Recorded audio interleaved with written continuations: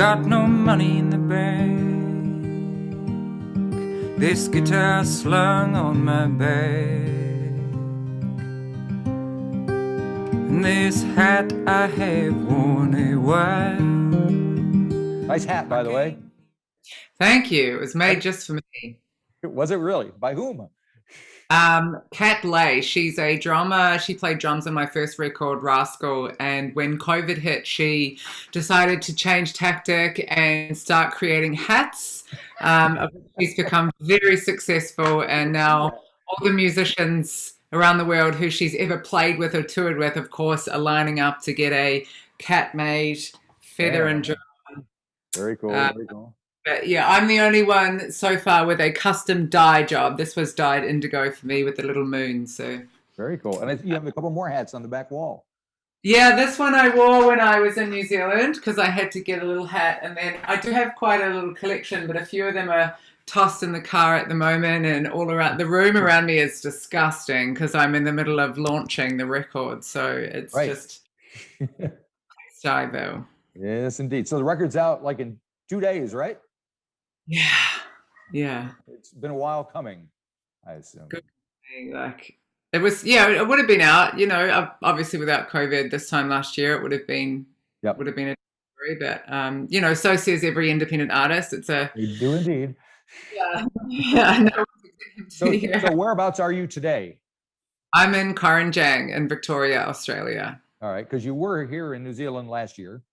Yes, I was. When last we saw you, and then So what have you been up to since then? Because you played at the Wine Cellar last June, I think it was. And then, I did. Yeah, I did. And when I was last with you at 13th Floor HQ, that was like the day I found out that the borders were closed and I couldn't leave the country. So it was like kind of one of those things where I was like, I was literally going to be going to the airport from your place. Oh, man. And another 4.5 months just in my childhood bedroom. Great. All right. Well, we're all still here today, so that's a wonderful thing. Yeah. So I've just been re-piecing everything together, like the the touring and obviously restrictions are very different in Victoria, New Zealand, and every state is different. So I'm just piecing together like festivals that I was booked for 2 years ago are now being rebooked. So that's great. So it's basically taking a little bit of pre-COVID and a little bit of post-COVID and putting together the new tour and releasing the record. Cool. Well, let's talk about the record. It's more fun than talking about COVID. Yeah. So there's 10 tracks on the album. Are they all? Some of them songs I recognize from last year. Are some new? When did you record the most recent stuff? When did I record the most recent stuff? Well, it was all recorded all at once. All right.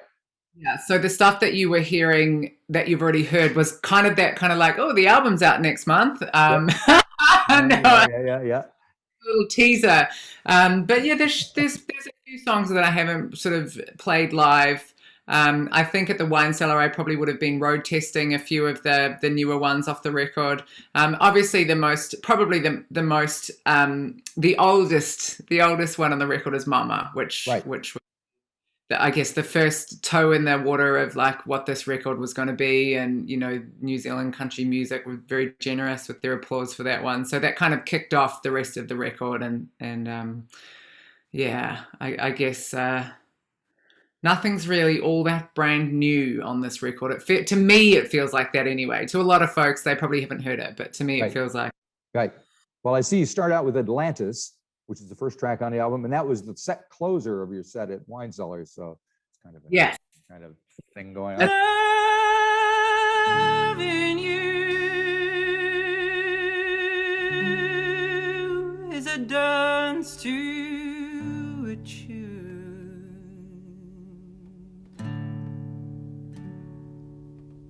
In the kitchen with the nook of your back, breathing up against my hand.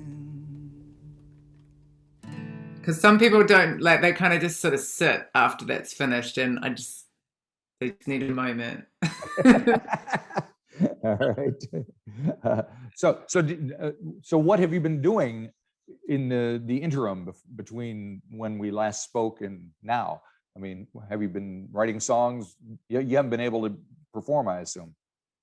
I have performed a little bit, but definitely been writing songs. And I think just like writing songs, getting through the sludge of emotional fragility of what COVID's done to the music industry. So a lot of the writing is really just trying to get the unimportant crap out of the way so you can kind of get to good songwriting again. Obviously, songwriting is a very cathartic release for lots of reasons. Always writing, always got multiple songs spinning and plates spinning in that regard.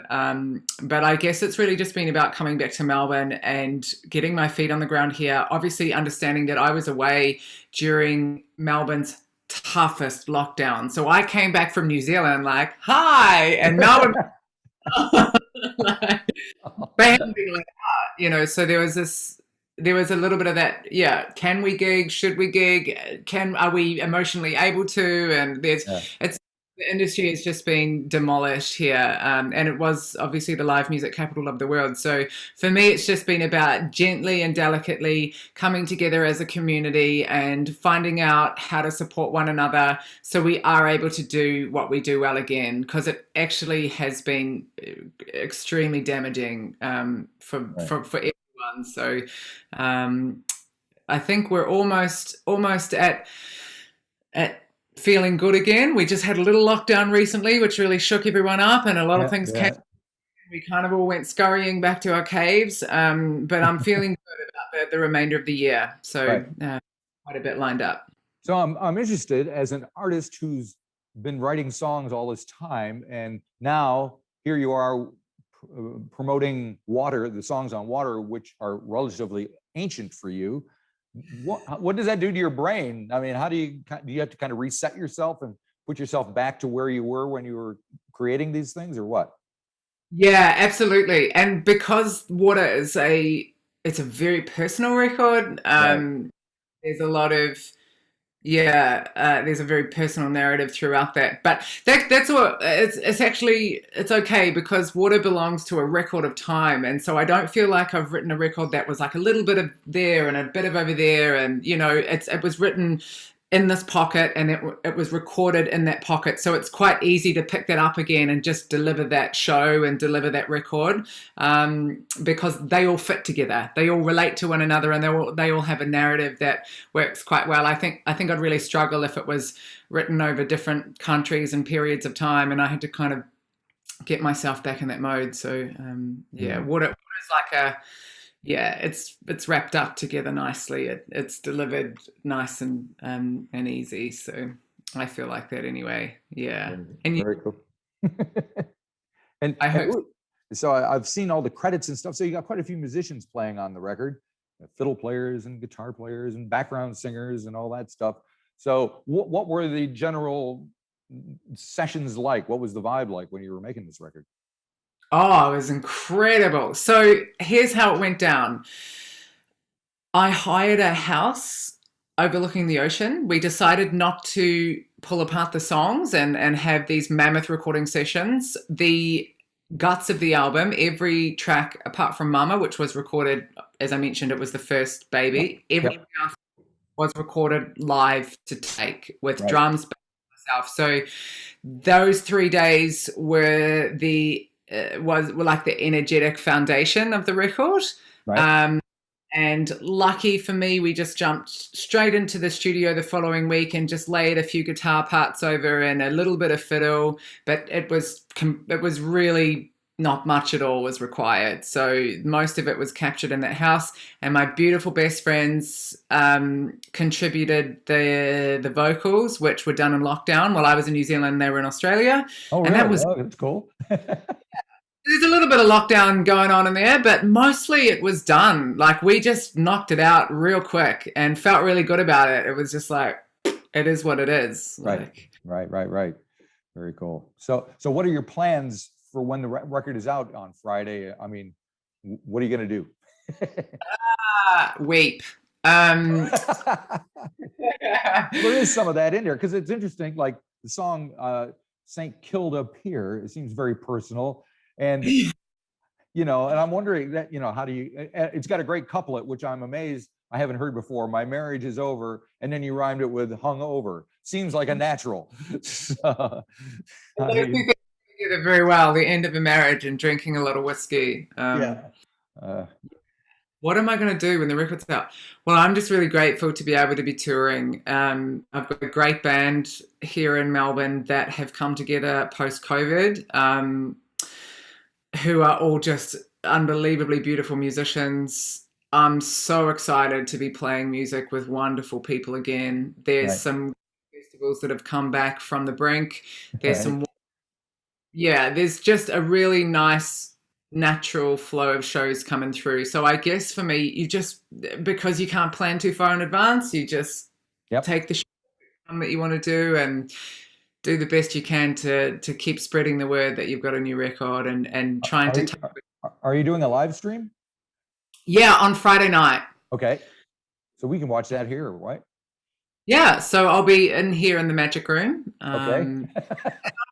I'm actually just gonna, I want to share some pictures of inside the house of what it looked like for the recording process and try not to make it like not just a performance, but actually just like, this is how we made the record and this is who was there, and here's some photos from behind the scenes, and hopefully just make it a little bit more of a sort of a personal, conversation and performance rather than just trying to stare down the barrel and sing songs at you.